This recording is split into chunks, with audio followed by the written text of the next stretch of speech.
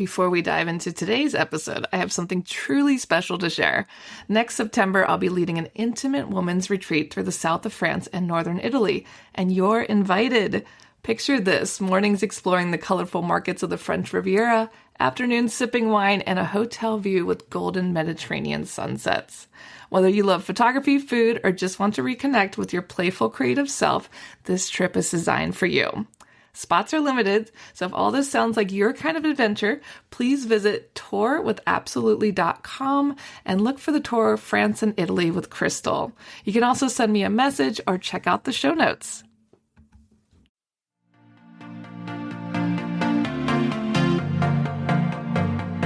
Hey guys, my name's Crystal Kenny, and I'm in love with creating.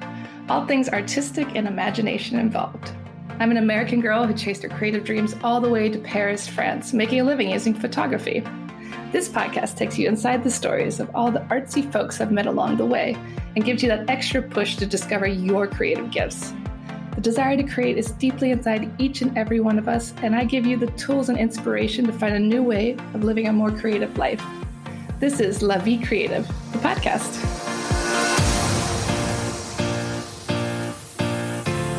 On the show, I interviewed Colet Williams. Colet is a lifestyle curator, and she designs amazing retreats in Provence. We talk about all about her life in France, what inspires her, and how you can be involved too. So welcome to the show, Colet. How are you today? Oh, I'm great. Thanks for having me. I'm excited to be chatting. You're a fellow podcaster. You have a podcast called Eat the Damn Bread. I love that. Tell us more about that. I do. I absolutely love podcasting. So the show is called Eat the Damn Bread, like you said, and it is all about helping women, particularly women here in, the States, find their joie de vivre and, really lean into a life they love. And I talk about this and doing this through the lens of like the lessons I've learned. Being a Francophile and, spending a lot of time in France. So I love that. Yeah. So talk a little bit about where you're from and what first brought you to France. Yeah. So I am a Texas girl, born and raised, and I grew up in a small Texas town. But it's so funny. I'm a small Texas country girl, but I've always had big city dreams and moved in that way. So it wasn't surprising to anybody when I decided to, just kind of embrace all that is France. So basically what happened was I was in college, and we were in finals, and I was sitting there studying. I was studying for my finals. I think this was like junior year, maybe. And I'm going to date myself, but MTV was on, and there was a commercial, and they were doing a scissor reel for like E! News. And so I'm like looking at my book, studying and just passively listening. And the sizzle reel kept talking about Prince Andrea of Monaco. And they just kept saying Prince Andrea of Monaco. And I was like, who is this Prince Andrea of Monaco? Who are they talking about? And I looked up and I was like, oh, that's Prince Andrea of Monaco. And so I was like, oh, I have to find him because I think that we're meant to be together. Oh my gosh, I love it. You were searching for your Prince Charming. And so I got it in my head. I've always been a dreamer. And so I got it in my head that I had to go to Monaco because I felt like if I went to Monaco, how crazy is this? If I went to Monaco, I would happen upon Prince Andrea somehow. And then, we would fall madly in love, and that would be it. So I gathered all my friends, and I was like, guys, listen how crazy this is, Crystal. I was like, guys, in 5 years, we're going to Monaco, right? So Prince Andrea is going to wait. Prince Andrea is going to wait for me for 5 years, and then I'm just going to happen upon him, And I don't know why I thought it was going to, I guess because I was in, college. We were in college, and I don't know. I don't know why I thought it was going to take me 5 years to get to France, but this is what I said. And so I put my stake in the ground. I was like, and I'm going with or without you. So fast forward, I planned this trip, and I talked about it all the time. And most of my friends did end up going. We went for a milestone birthday for myself. And I did get to France. I went to the south of France. That's where we hung out. I planned everything. We did everything. We did all the things. I learned I learned enough French to get around at that time. And, one day I was like, okay, I want to go to this place called Ez. And so everybody was like tapped out. They're like, Colette, we can't walk anymore. We're tired, da, da, da. And I was like, okay, I'm still going to go, right? I'm seizing the moment. And I go to the village, to Ez, which is beautiful, by the way. And it's a medieval village, and it sits at the top, like the top of the village overlooks the Mediterranean Sea. So I climbed all the way to the top of Ez and went to their cacti garden, and I stood out and I looked out at the Med, and I looked to my right, and there was Nice and, the French Riviera, and I looked to my left and there was, Italy off in the distance. And it was in that moment I was like, oh my gosh, like this is where I'm supposed to be. So in that moment, I just realized like, yeah, I came looking for Prince Andrea, but I found my true love. And that was France. And I was hooked ever since, Crystal, ever since. I was really hoping that Prince Andrea was standing at the top on the cactus garden waiting for you. All fairy tales don't end with the Prince Charming, unfortunately. Well, it's better because you found a whole freaking country to love. I know. Started this long journey. So then after that, do you keep coming back all the time? Yeah, I did. So after that, when I got back to Texas, by my photos and the stories and the memories only kept me excited for so long. And I was like, I got to go back. So I started going back. And so it was just really funny. Like, we had some really good friends that decided to get married in Paris. And, all these things just kept pulling me back to France, funny enough. And so I just kept finding reasons to come back and hanging out and doing all of the things and immersing myself in the culture. And one trip I decided I was going to go to Provence.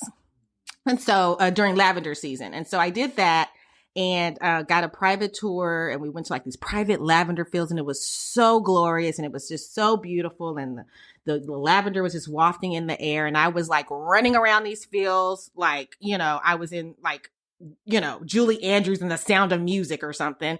And I just stopped in the middle of the field and I was like, oh my goodness.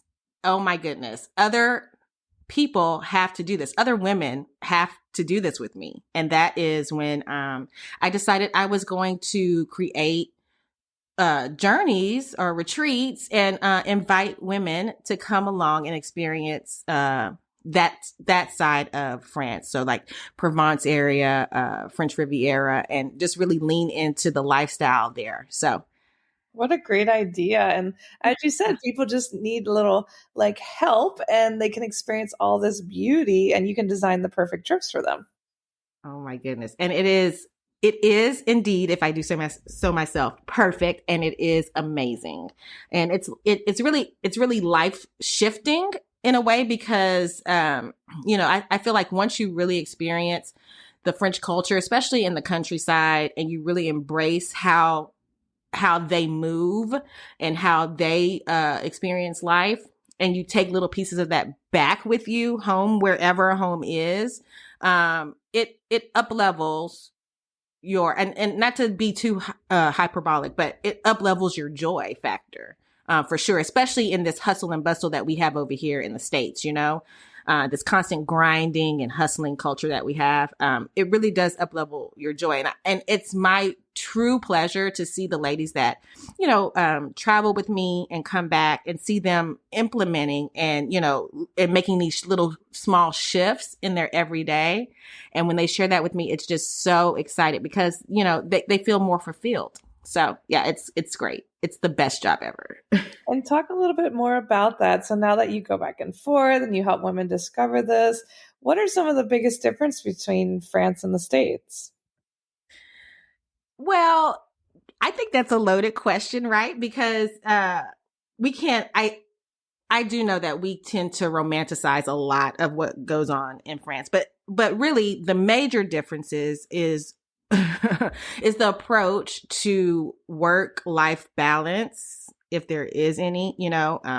They are lifestyle forward in France, I feel, more so than we are here in the States. So, they are not waking up and living and breathing every moment of work, right? Work is a means to an end. It's a means to, make sure that all your needs are met so that you can enjoy what's important: family, friends, food, wine, cheese, all the things.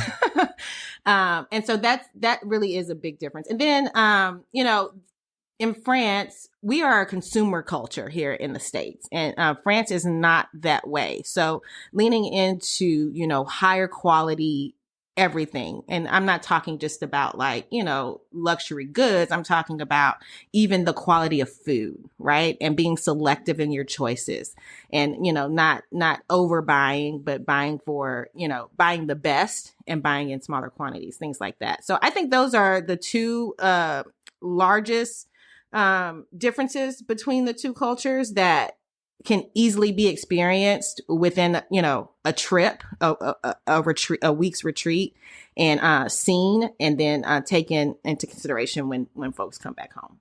Definitely. And talk a little bit about some of the things you wish more people knew about France. Obviously, a lot of Americans romanticize France, but what are some things that you think people don't really know?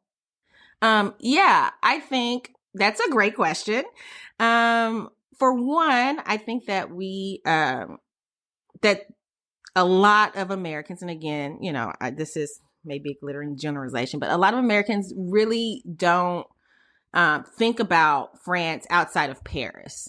And they really don't know the vast amount of beauty that small country, and I say small because, I'm here in Texas, and, Texas is probably about the size of France, but that country holds, right? And just the history that's just threaded throughout the everyday, like modern day, every day. So I think that goes unnoticed. And then I think it's more misconception than not knowing, right? So a lot of times when I run into people and, they find out that I'm like a Francophile and I'm obsessed with France and all that, the first thing they say is, oh, well, they're so rude, and I think that misconception holds us back when we're traveling. And it's not a fair assessment of the French in general, right? Like anybody can be, a turd anywhere you go. You know what I mean? But overall, I think that the French people are a wonderful people. They are nice. They embrace you when you put the effort forward. And so that's really another thing that I try to, share about it and teach people, because I think we stop ourselves from exploring and diving into this beautiful country because of these preconceived notions that we have. Yeah, definitely. I completely agree. And people get scared. They're like, what about the language barrier? I mean, how do you feel about that? Do you ever have problems trying to get things done when you're here? Well, um, it is different, right? Your France is different than where I live. The language barrier, obviously, I am not fluent. Well, I guess I shouldn't say obviously. You don't know. I'm not fluent in French. So it can be a challenge sometimes to try to communicate, but I think really it's all about like attempting to embrace and try, right? So learning a few phrases, and leading with that instead of leading with, what I'm comfortable with. It's funny, Crystal, I remember one of my first times being in France, and I was by myself, and I had a friend, and she was studying abroad in London, and she met me in Nice, and we were going to go to some private beach, and we were going to take the bus, cuz I think that's something that Americans wouldn't know, is that you guys have an amazing transportation system over there, public transport system. So we were going to take the bus. And so we were up early because we wanted to get to the beach, and we wanted to get to the beach early. And I'm talking like it had to have been like 7:30 in the morning, right? And so we're walking, trying to get to the bus stop, and I'm the only one who really, was speaking a little bit of French. And we were confused, and I was confused. I didn't know where we were supposed to go. And I saw these two older men, and they were so stinking cute. They were sitting on a fountain, and they were eating some breakfast or drinking some coffee or something, and they were just chit-chatting. And so I went up to them, and in French, I asked them, "Do you speak English?" And they looked at each other, and they looked at me, and they busted out laughing. And they were like, but in the cutest way. And one of the guys responded to me, he goes, "Of course not. I'm French." And at that moment, I was like, duh, why did I ask him in French if he spoke English? Why didn't I just, start the conversation as best I could? Because I find like, you'll figure out a way to communicate, because innately, when you attempt and they attempt, you'll work it out and you'll figure it out. Right. But it was just that I was leading, and sometimes I say something like, "Okay, Colet, your American is showing," right? I was leading with my American mentality, thinking that, of course they should speak English, which is not the case. And I asked them if they spoke English, the first thing off the bat, in their own language, which was a little crazy now that I think about it. So I would say it's never really truly been a big barrier, but now, I have friends that, have moved and now live in France. And of course, I'm not, navigating the everyday complexities of life, like, setting up bank accounts and things like that. That is a different level of French that I have not hit yet. So I would say if you're just traveling, the language barrier is there, but it doesn't have to be a hindrance to your experience at all. And I'm sure that everybody who has ever listened to a podcast that is, French forward like this one has heard people say ad nauseum, say bonjour. Like if you say bonjour, you're Gucci, you're gold. The world opens up to you over there because you attempted, right? So you don't have to feel like you have to pass your, senior year French course, a final exam, to go travel. But, just be, I always say this, like, just be interested and not try to be interesting, right? Like, just be interested in learning and exploring, new things, right? And new cultures, and, that'll open up doors. Definitely. I completely agree. And like you said, a bonjour just changes everything. Give them a little something and their whole mentality changes. And so it sounds like you spent a lot of time in the French countryside. So do you prefer the countryside to Paris, or which one? Well, I do. I am a Riviera Provence girl. I love it so much. Again, I'm from Texas. And so, Texas in the grand scheme of things is a little slower. And then, I always think, like, when I think about Paris, I think New York, right? Fast paced, on the go, moving. And, that's just not my pace and my lifestyle. So I do love to spend time. That's always my home base is the countryside and the Riviera. But I do appreciate, Paris, but it's not my number one favorite. But I always tell people, like, you should experience Paris. It has amazing things to dive into. But my hangout is the South. Yeah, definitely. And talk a little bit about the title of your podcast, Eat the Damn Bread. So why that title? Well, that title came from a conversation that I had with someone I was working with, and we were going back and forth about something, and she, I think it was like, her diet or something. And she was like, just stressed over it. And I was just thinking, I was like, women in France don't fixate on their diets in this way, right? And I was just like, it just rolled out. I was like, it just rolled out. And I don't know if I can, well, you already said the title. I was like, girl, just eat the damn bread, And then And it just rolled out. And then I thought about it later and I was like, oh my goodness. And this is also like what I've been doing since I, have been like throwing myself into the French culture. I've just been literally and figuratively eating the damn bread, just taking my dreams and, what I want by the horns and just exploring it and not being afraid to dive and, indulge in whatever that is. So that's kind of how that came to be in a roundabout way. Yeah, I completely agree. I think all the time we're always fussing about this, that, and the other. It's like, just enjoy your life, just enjoy everything.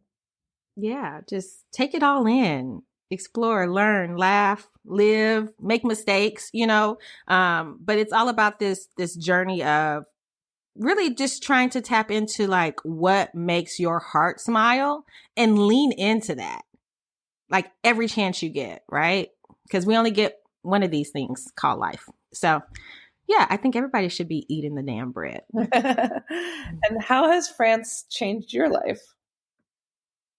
Oh, that's a great question. In so many ways, Crystal, it has. It has made me realize that I can do hard things by myself, like it's no easy feat to, solo travel, especially when you're younger. And that's not something that, you had ever done or been encouraged to do, or even knew people that did. And then, back to your question about like the language barrier, doing that by yourself in a different foreign language, and navigating those things and the, like just kind of conquering the fear of the unknown. So it has definitely made me understand like how strong and willful I am.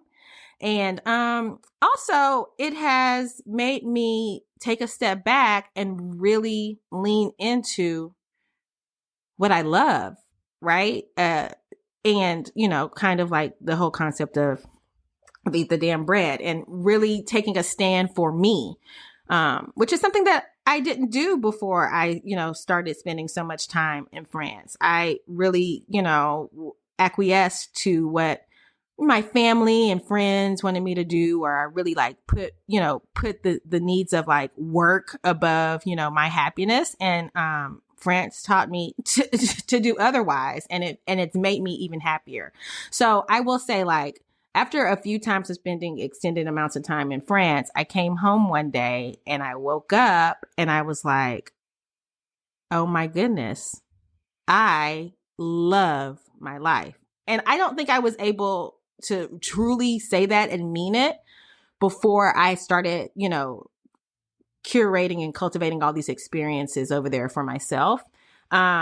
So yeah, it's changed how I move and my mentality in a big way. And it's overall just made me such a happier person because I'm now like leaning into my joie de vivre, what makes me happy and what gets me excited. And I lean into that. And then it makes me even happier when I can share that with other people. So it's changed my life in a tremendous way, actually. Yeah, I love that. I think that shaking things up, getting out of our comfort zone, it makes all the difference. And Oh yeah, for sure. And how would you define creativity in your own words?